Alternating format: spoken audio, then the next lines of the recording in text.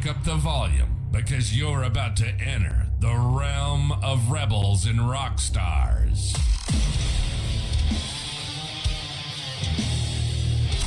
Unleashing the thunder from down under the stage. We're diving deep with a deviance of melody, rhythm, and chaos. Now push up your sleeves and get ready to dive into the pit. It's time for Sitting with the Slimy Bastards, Music Edition.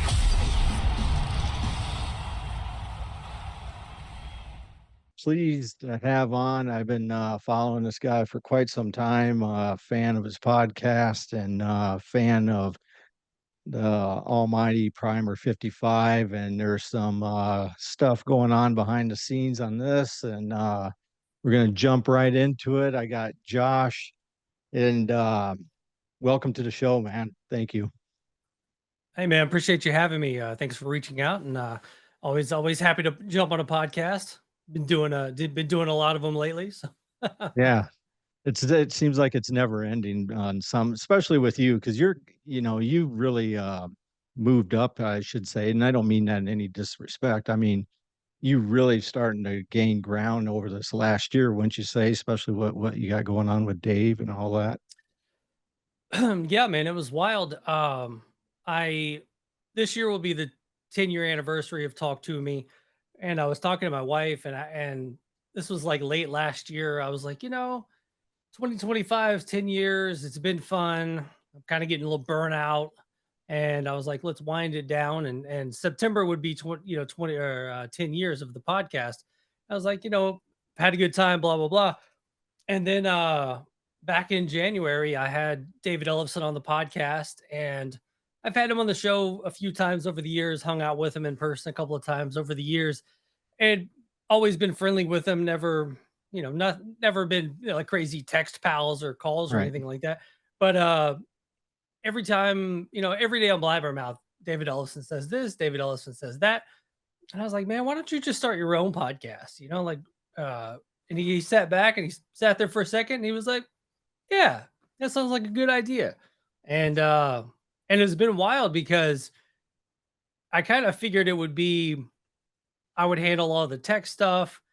And my initial idea for a podcast with David was kind of ask him about Megadeth stuff or just things throughout his career, and maybe be like a 20-minute podcast every other week, or something short, sweet, a couple questions a week kind of thing, catch up so he could promote, because he's so busy with all his stuff. And he hit me up and he's like, do you want to have guests? And I'm like, I mean, it's your show. And yeah, so we started booking guests and putting out an hour and a half podcast with, Dave Lombardo and Frank Bello and like Gary Holt and all these guys. And it's like, I was like, all right. And it's funny, like the comment section, some people know me, some people don't. And Dave's a talker. Dave talks a lot. So it's like, and especially when it's like him and Chris Poland, or, him and a buddy, it's weird for me to be on the podcast because I don't have a relationship with these people. And so a lot of the times I'll sit there for the first 20 minutes of the podcast before I even say a word. And because I don't want to interrupt, and they've got a good flow going, whatever. Right. And so many people in the comments are like, what is his point on being in the show? Like, why is he even there? And, I get that a little bit, but most part, it's fun. People are having a good time with it. And, I don't know. I'm kind of with the podcast when it's the interview portion of the podcast. I kind of view myself more of maybe an on-screen producer or something, like if there's anything that photos needs to be pulled up or a fact needs to be checked, like I'm an on-screen producer at that point. So I've got to figure, carved out my role. How about that? Yeah. Yeah. It's funny because I have some guys that help me a ton behind me of doing editing and that. That's Chris Cox and old Nick Corbin and that. But you start building that flow and it works really good when you got all that working. And I know what you mean. You don't want to interrupt and all that and just start speaking out of turn. And or they'll be telling us, they're telling a story about something that the two of them did back in '87. It's hard for me to interject right there and kind of be like, oh yeah, like what was the the nachos like that day or something. You know, so I Right. and a lot of times I'm sitting there, I'm a fan too, so I'm sitting back listening, and I'm listening to the podcast too. But yeah, it's been a lot of fun. The major thing that's kind of come out of this whole thing, and I know we'll get into the Primer 55 stuff, but like David Ellefson has become a friend over the last 6 months or so. Like text daily, hey, did you see this comment? Hey, we got this guest coming up, or just, hey, how's life? My wife had a surgery recently. That Sure. day he texted me like, prayers for your wife, blah blah blah. Just and I a lot of times I sit there and I'm like, what life is this? Because when I was 15 years old playing, starting out on bass, he was one of the dudes that I wanted to be. It's like Right. I could vividly remember like moments in time. The soundtrack of Megadeth was something that was major for me. So it's like Sure. so being on a podcast with him is great. Talking to him like when I get off work about this, that, and the other thing, or whatever he's doing has been awesome. And then the other thing with Primer getting back together, he's been really good about hooking me up with his contacts at music instrument companies and things like that. Like, Sure. I got my first endorsement at 46 years old through Jackson Guitars, and I got a string endorsement with SIT Strings, and I got uh an artist account at Sweetwater now and stuff like that. So it's been really wild, like how I was kind of wanting to wind 2025 down and just kind of Right. chill out, and then now it's like I'm doing the most I've done, in Sure. 20 years. Sure. And what's funny about that too is, and this is what I want to get into because obviously the stuff with Primer 55, but with Ozzy passing away and everything, there's been some grumblings of could there ever be an Ozfest again? I want to ask you on this because and obviously with your connection, obviously what Dave and all that, and let's Yeah, hypothetically say, and I think this would be a fucking killer idea. They did do an Ozfest again and yeah, do it like the years of what that was. So for example, 2026, go back to, what, well, I guess it would have been 96. What was the first year? 97, I believe, was the first Ozfest. yeah. Um, 97 was first year. yeah. So, by the time something like Yeah, that, of having those lineups and that, because now with, Primer 55 and all that, that's actually how I got introduced to you guys was on Ozfest of I think that was 2000 or 2001. that Was was that both of them? 2000 when they. Yeah, because Yeah. Soulfly and Mhm. That was an awesome year for Ozfest. I wasn't in Primer at the time, but I actually did sure, like I traveled with the fest working for Ozfest for like 5 shows. And so like every day it was just wild to kind of sit back right. and watch Soulfly, and getting to see Pantera every day, and trying to remember who else was on that, like POD and maybe like Yeah, POD, Incubus or something like Methods of that. Like it was, Mayhem. yeah, yeah. Uh, You know what? I will tell you right now, for all the crap that people give Methods of Mayhem, they they were were so much fun awesome, to weren't watch they? live. Yeah, Like they were, yeah. Tommy Lee Remember up that? there with Yeah, the the little guitar down to Tito his. too. Yeah, little Yeah, Tito yeah, running around on the bike and yeah, yeah. They that. were fun. But even the second stage, that second stage was a great lineup, and I wasn't discrediting you. Knew you weren't in the band and that. I was just No, saying I for know. the I just. band in general. But that second stage lineup, I mean, you had Kitty, Mhm. um, Disturbed was actually that's even Yeah. before. I think Soulfly headlined that second stage that year. Mhm. Um, yeah, Kitty, and then Primer 55, Slaves on Dope, Yep. uh, 36 Crazy Fists.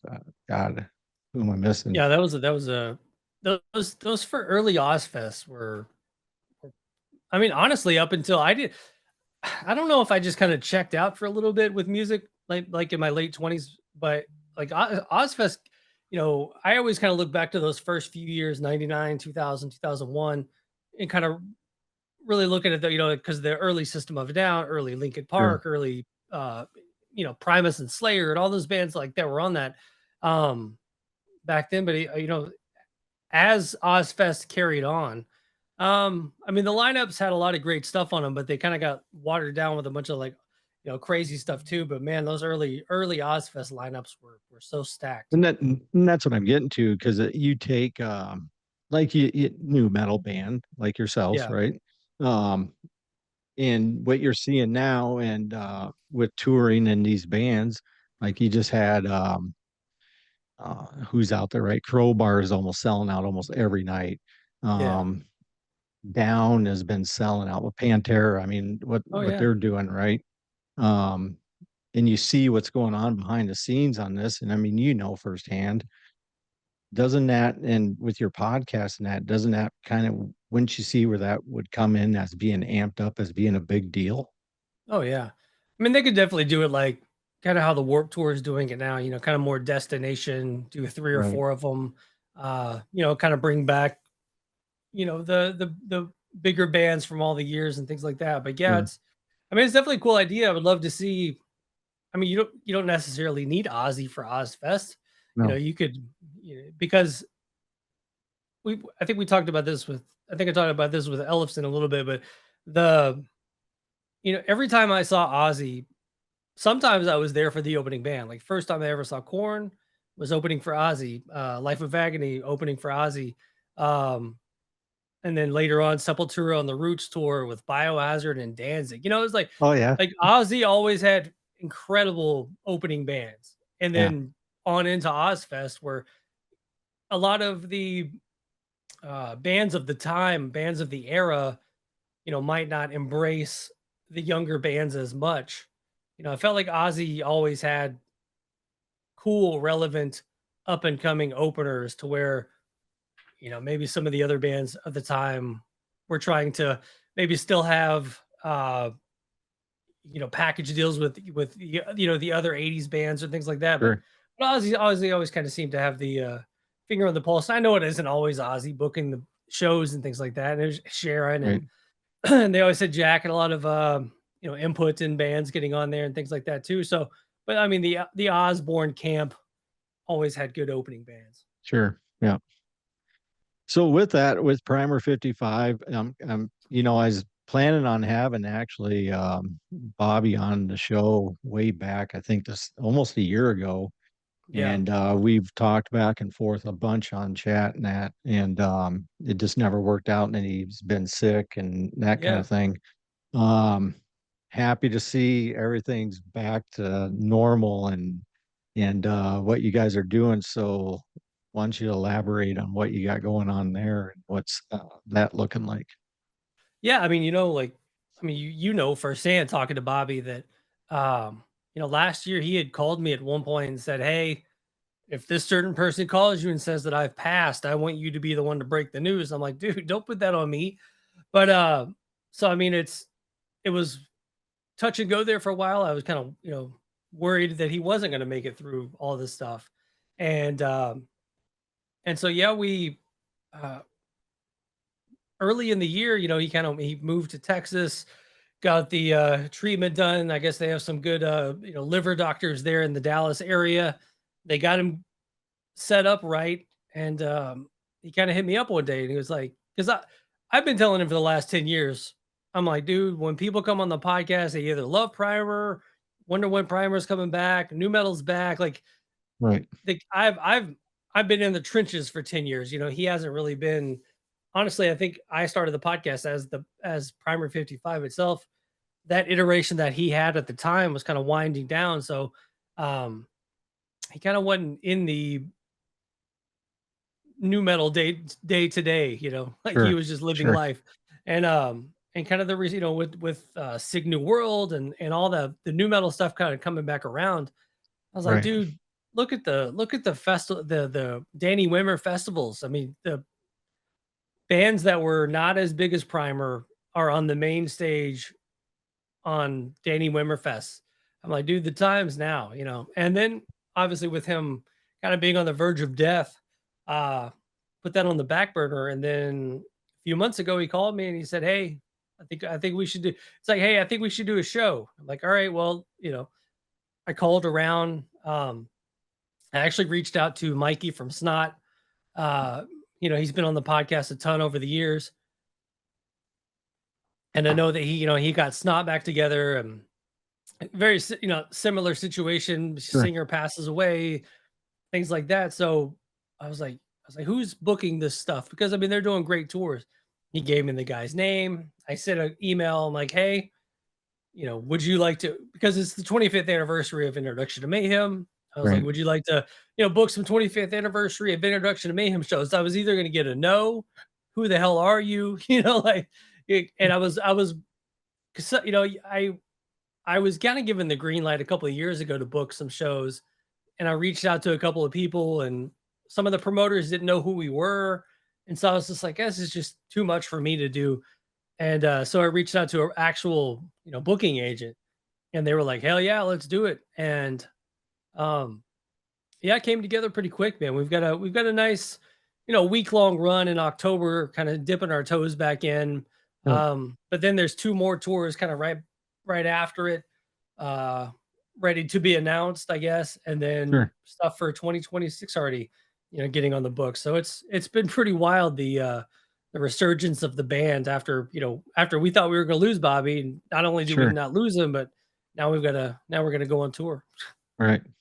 And I'm actually excited about it because that's one of I love that album, start to finish, great fucking Yeah, album. So, um, yeah, I'm excited for you guys and seeing, I've seen, like I said, seen Primer on Ozfest tours, and yeah, then on Soulfly. They were yeah. Soulfly Yeah, it tours. was. So It's been fun, kind of digging into that first album. I've obviously being in the band, played a lot of those songs, but when you don't have to learn the song, you don't necessarily dive into it as much as you do on the ones that you do have to learn. So there were some tracks on there, and I was just like, wow, this is really like digging in, learning the bass lines, things like that, mm, like really digging into it. I was like, man, there's some really cool stuff going on in the album. yeah, So I'm really excited to kind of get out there and play all those songs again. it just has that heavy, you know what I mean? Just that. Yeah. I love that. So, I hope you're I go ahead.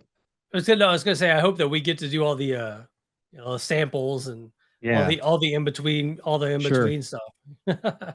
Yeah, that would make it right there because that it'd be just like the album then, you know. Yeah. And so, see, you're a Tennessee Titans fan behind you. Is that what do you Yes. think this year? Sorry. We're gonna be terrible.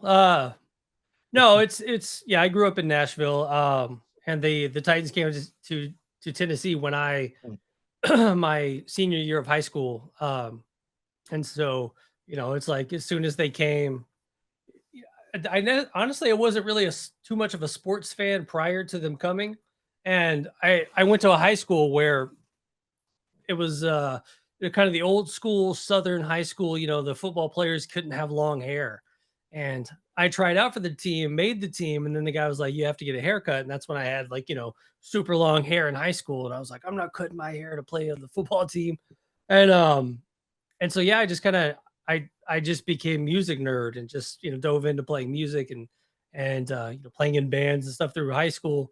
And so yeah, once they came to town though, man, I dove in head first, and you know, I'm the type of person, if I get into something, I get into it. It's like Yeah. it's it's like when people, because I don't live in Nashville now, so like I'll see a Titans fan out like very rarely because it's obviously not a huge fan 'Cause base.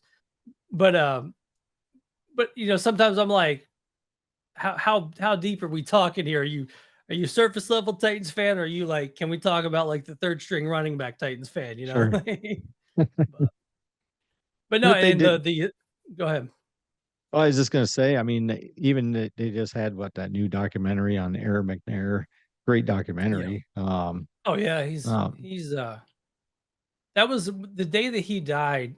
I A friend of mine actually like I was taking a nap, and a friend of mine called me, and he never calls me. Like we're big text guy, like text sure, all day long, but never calls. And I knew something was wrong when he called. And he's like, man, I think Steve McNair's been murdered. And I was like, what?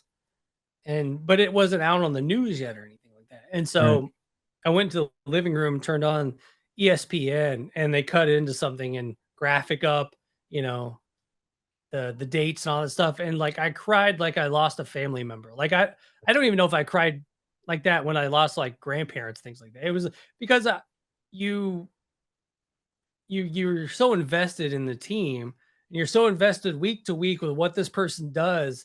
And he was such a larger than life figure to me because he was always injured, always playing through, always Sure. playing through pain and things like that. So to see him die was wild because, to us, no matter what happened to him, he was indestructible.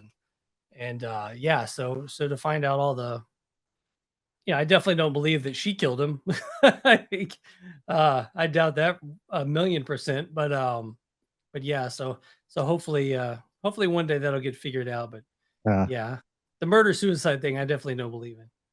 So being in out on tour and all that, when you obviously you guys were younger or back in what was that almost 15, 20 years ago?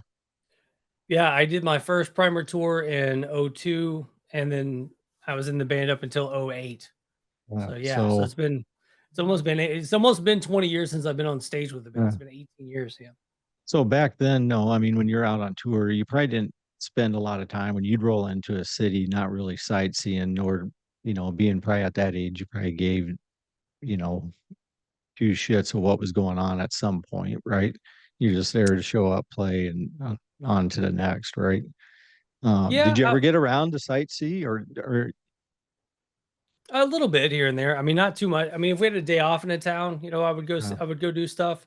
We had a day off in LA one time, and I remember our drummer was this massive Motley Crue fan. So he and I went down to the Sunset Strip and kind of just started walking. And he was like, "Oh, that's where the apartment was, and this is where Motley Crue played their first show, and that's where yeah, Tommy Lee puked in a trash can over here." Like he kind of gave me the Motley Crue tour of LA and things like that. But yeah, I did like to get out and see as much as I could, but there would always be these times over the years when you meet people and they're like, "Oh, you know, I'm from Cleveland." And I'm like, "Oh, Cleveland's cool." And then I think about it, I'm like, "Well, I've seen two streets in Cleveland, you know." I saw the hotel and the venue, but I've been right there. And I used to like to get out as much as I could.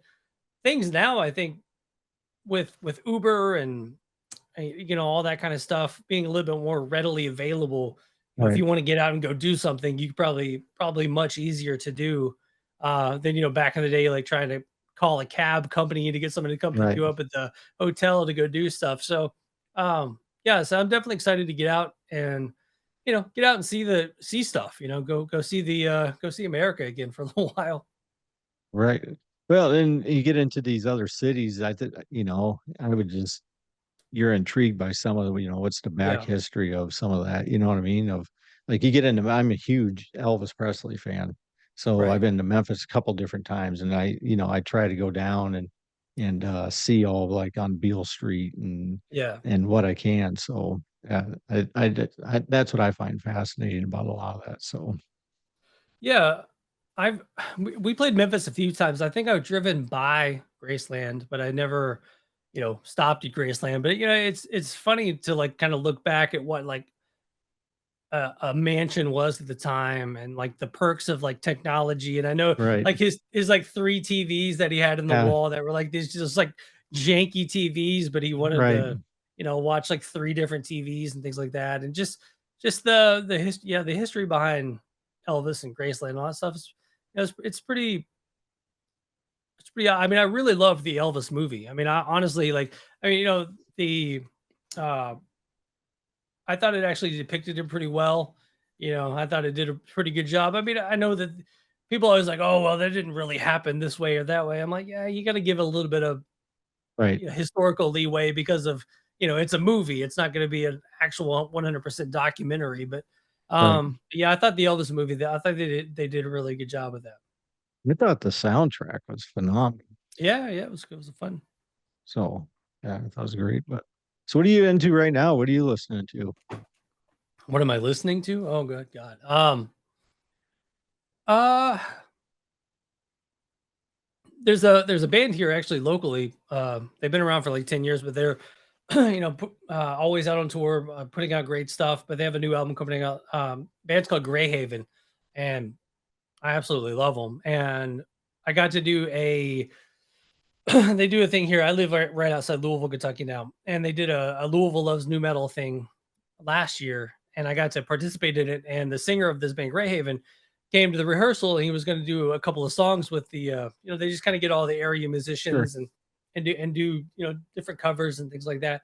And so I didn't really know much about him, and he came in and he like crushed both of his songs, and then I finally like started diving into the discography and um yeah, it's kind of a like an every time I die kind of frantic moments here and cool melodic moments there and things like Mm. that. But yeah, great band called Greyhaven. Still loving on Memphis Mayfire and Wage War, some of that stuff. But honestly, man, I'm truly getting to the point now where like I'm like kind of always go back to that comfort food Yeah. of one day it'll be metal church and the next day it's something else from that era, diving into some Pantera or what if Right. whatnot. But yeah, it's definitely the newer stuff, that's what I like. But yeah, I do tend to find myself kind of going back to Deftones, Tool, Incubus, all that stuff all the time now too. And you always have, like, for me, I always have those top 5 albums I'll just throw on and just start to Yeah, finish. So yeah, it's funny how that is. Your mind just instantly, you're just relaxed. And it just probably from the time frame that you're in at that point when you first heard it or whatever. yeah, So, oh yeah. I mean, you'll but never be 15 again listening to an album for the first time. It's like right. I'll never forget the time very, very first heard Bloody Kisses of Typo Negative. yeah. Because Oh I was yeah. just like, holy shit. And Yeah. we were seniors in high school, and I was like, this is like nothing I've ever heard. And I was just a fan instantly. And then there's a whole group of us in this small town, Iowa, that, yeah, but Yeah, obviously I guess Headbangers Ball was probably the first time I heard, Black Number One. But then I I instantly fell in love with it. We went, got the albums and I got to see them a few times. I saw them once with Pantera. I saw them a couple times, I believe, with Life of Agony opening, mhm. smaller club shows and things like that. I actually have a photo with me and Peter still somewhere. I have thank God I had a friend of mine, Jeremy, that he always carried around one of those like long camera, like 35 millimeter Yeah, cameras. And we always made it a point to like try to find the bands and meet them and all that yeah, stuff. So so I would so yeah, we would go behind this club, kind of wait for him to come out, grab a photo, try not to be too too yeah, clingy or whatever to him. But yeah, yeah, just grab an autograph, grab a photo. But man, I have so many photos with people from over the years because of him. Thank God that he had a camera. But yeah, I have yeah, a photo of me and Peter Steele from like God, I was like 17 years old or something like that. yeah. Super nice guy though. See, we were the same way, same deal. Same, you go to the show, we get there Yeah. early, and then, Oh yeah. Wait all day. uh, Waste your whole day just yeah, standing in a parking lot. or in the hotel lobby. It's like, Mhm. that's what you That's how I did then, met. you know what I Yeah, mean? It's like, that's how I met Pantera the first time was yeah, we staked out the hotel lobby and they had those home videos out so you knew what the crew looked like. And so we sure, saw Big Val yeah, and we walked up to him and he was like, you got the guys will be down in a little bit, as long as you guys are cool, they'll be cool. And actually I went to the bathroom and my friend Jeremy kicked open the door. He's like, Dimebag's checking out right now. And yeah, I was 15 and yeah, we went out there and we got photos with him and all that stuff. Yeah, so I met Dimebag a few times over the years, and it was funny or not funny, but in 2004, a couple of months before he was murdered, I was living here in Louisville at the time, and Damage Plan came through, and I didn't really care too much for Damage Plan. I was just like, nah, whatever. Small. But it was a smaller club, and some sure, friends of mine actually like got me to come out and go to the show. I was like, all right, we'll go to the show, and actually it ended up being a great show. And they closed with a new level and walk. So I was like, you can't beat that. and and yeah, it was. I mean, even on the stage, Dimebag was like, it's not our fault that we're not playing these songs for you all the time and saying shit like that even back then. But I saw him after the show, and I walked up to him, and I had this really long talk with him. of like, hey, I met you, and it was almost 10 years to the day. It was August of uh it was August of 94, first time I met him. And then I talked to him in August of 2004. And then and yeah, I was just like, hey, you guys, you inspired me to do this, and I've got to tour. I'd already been in Primer 55. I did all I had this like thank you conversation with him. And he was like, hell yeah, brother, and blah blah blah, and all that stuff. And I left and walked away. And then yeah, a couple months later, we find out that he'd been, murdered on stage. I was like, Jesus Christ. Wow. That is crazy of because you just don't you'll always remember where you were when you heard that, right? Oh yeah. For me, just like Ozzy, or certain um things of national or Yeah. celebrities or whatever, you always remember where you were. But yeah, that was one of them. So Well, it's funny uh, because Bobby was, he was in Soulfly at the time. Um, and he had called me or texted me a couple of months earlier and told me that Phil had died. Like he had heard Phil died. So I like told all my friends. I was like, dude, I already heard Phil died. And then he obviously didn't die. And so when I got a message from a friend saying that he heard Dimebag had been murdered, I was like, I kind of believe it when I see it type deal. And then yeah, I was like online, like refreshing the news sites, and finally it popped up, that he had been murdered at the Alarosa Villa. And Primer had actually played there in 2002, and kind of the way that Nathan Gale got into the club was, they had this fencing in the back and it was leaned forward. And I remember talking to people and like going, I was like, if somebody wanted to get in a show free, they just jumped this fence, and I guess that's how he got in or whatever. But I really, was just like, yeah, that was a bummer. But it's funny you bring up the Titans thing. That the Titans helmet that's in the background was I bought that from the Vinnie Paul estate auction. oh no shit. When he had all of his he had a ton of stuff go up for auction after he passed. And Mhm. so it was a lot of music stuff, but there was also sports memorabilia in there too. And I was kind of skimming the list and I saw the Tennessee Titans replica helmet. And I'm like, well, if anybody's going to own Vinnie Paul's helmet, it's got to be me. And so in the auction, I didn't like the way they did the auction. The way that they did the auction was it was said, there was probably 300 items up for auction, Mhm. and it was supposed to end at like 1 p.m. Eastern. And but it didn't, but it also said, how did they word it? It's like it wasn't going to actually end until 10 minutes after the last bid on the last item. So once bidding stops, that's when it was going to the bidding was going to go on. So I'm sitting there like refreshing, watching, refreshing, watching. It was supposed to go off, say 1. I was still doing it like 2 hours later, checking my phone to see if I'd won this item. And finally I just gave up and like put my phone down. And then like a couple hours later, I get an email like, you've won your item. This is how you Yeah, pay or something. But yeah, it came from the Vinnie Paul estate. that's So I cool. still haven't found a photo of it or anything like that. I would like to find like a photo of his bar or something like that with the helmets Yeah. up top, but I've I've looked far and wide for this helmet to be like in the background of a photo, and I've yet to see anything. Got a hold of Jose from Series XM. He may have a Yeah, ton of them pictures. yeah, I could see that. I could hit a 'Cause pose he for he that. got he got Vinny's limo, right?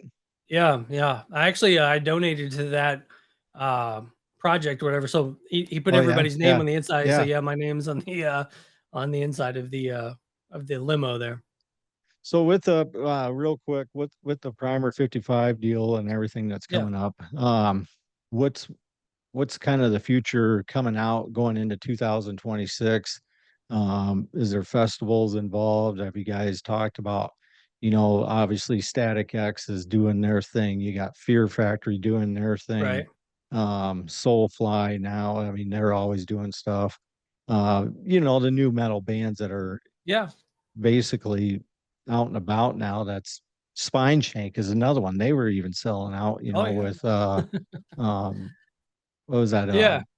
But with that, I mean, what's your guys have you guys talked about getting together with some of these guys and doing one big massive, not should say massive, but like a bigger size tour type package deal? Yeah, I think what's going to happen. Like I said, there's other stuff in the works. Can't really talk too much about it, but the Sure. I mean, the thing that's been announced, obviously, a headline run with some locals in each town, kind of get out there. But yeah, I mean, the next tour that's going to be announced is a co-headline. There's another tour we'll be opening. We were talking about maybe doing one of the Spine Shake tours, maybe do something with them next year. Mhm. There were another band that kind of through all this, it's like Spine Shake's back together, Snot's back together, like you know, Dry Kill Logic's back together. It's like all these, Like all the Roadrunner reunion. yeah. And it's like, so I was like, let's do this, man. So yeah, so I mean, honestly, right now it's kind of a day to day thing where, yeah, I don't know if there'll be new music. I know Bobby's always writing.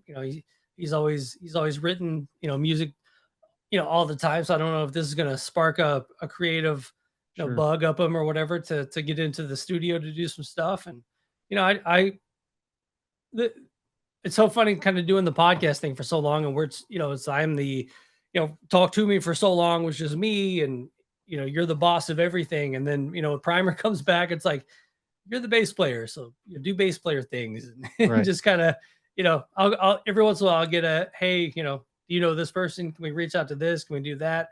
But for the most part I just get hit with, here are the tour dates, here's when rehearsal is and stuff like that. So uh But, with that though, with your podcast and that's going to drive some fans to these shows too. For your podcast audience alone, you know what I mean? right. So Yeah, I mean, are you it'll going to be be fun to get out doing? there. It'll be fun to get out there and meet people. And I mean, I've already seen people that that were Primer fans and or fans of the show saying that they're coming out to the show. So I mean, I'm excited to see some of these people that I've seen in the comment section for 10 years and hadn't met in real life. But yeah, Sure. um, but as for podcasting on the road, I don't know. Like honestly, I don't know what I know that like with Ellefson, we've talked about it. We'll try to do stuff here and there because I mean he's been doing it. He was in Germany for most of the summer and Uh-huh. doing the back to the beginning stuff and all that. So it's like I don't know how our schedules are gonna, because he'll be in the States at the same time doing the Kings of Thrash tour while I'm doing Primer tour. So I don't know if we're gonna how we're gonna do all that just yet. Sure. But it's a nice problem to have, trying to coordinate our schedules, to kind of get together and do Right. some podcasting. Hey, I went down to New Orleans. I just got back in June with the guys of Sun Don't Shine. I know you've had them, members of that band, I Yeah, should say, on the show. Johnny Kelly and Kenny Hickey of Typo Negative and Quiet yeah, Riot and Silver Tomb, and then you got Kurt from Crowbar and Down, and then yeah. Todd from Crowbar and Down. You've heard the music. I think it's fucking phenomenal. What a great, almost I'd say super group, really. Um, Definitely a super group. um, but from what you've heard, what's your thoughts? What are you liking?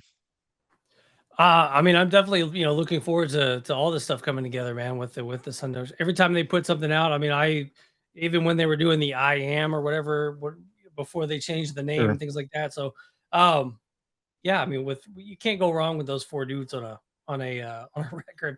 I mean, obviously Crowbar being so awesome, and then Typo Negative being great, and kind Right. of put those two bands together, and you've got a masterpiece on your hands. But I mean, just even the sound and everything, I mean, it's not nothing like what you would expect, right? I mean, it's not Right. Typo, it's not Crowbar, it's not Down. I mean, it's almost like, uh, I don't know, how would you describe it?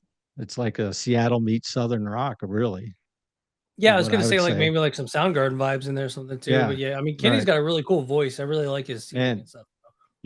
speaking of Kenny, because spending the week down there, I've never seen him look as good as what he does. I mean, he's looking good, cleaned up. I mean, he's Yeah. in the gym, is sounding great. I mean, yeah, hats off to them guys because That'll be awesome, man. Yeah, I was. It's funny when talking originally talking to the booking agent. It's like where was Primer the biggest? I was like, dude, we were always huge in Des Moines. Iowa yeah, was always good to Primer. So no matter how no, big the shows were around it, you get into Iowa and people love it there. yeah. And then what's nice about even touring that, because you could even hit Minneapolis the next day, and it's only what I think it's. Well, I live in between there. Christ, I only live an hour from Minneapolis, 2 hours Okay. from Des Moines. So, um, but yeah, I always try to hit the Minneapolis shows just because it's closer to me. But Yeah. anyway, That's a dude, good town, man. it was a pleasure having you on, catching up with you, and Yeah, man. This was fun. look forward to seeing you out on the road. Hopefully, if you're in my neck of the woods here soon, and um, be in person and that. So thanks for Absolutely. coming on and being a guest of the Slimy Bastard podcast show. And with that, I can't thank my sponsors enough for all the help, and Slade Pitt out at Pit Stop Motorsports, and of course, thanks Gary and Tom Tom Motorsports, and Heath Tolp Racing, and some of these other guys. And anyway, thanks for your time, and go follow our pages. I'll have the links up on everything, and toodaloo, buckaroo.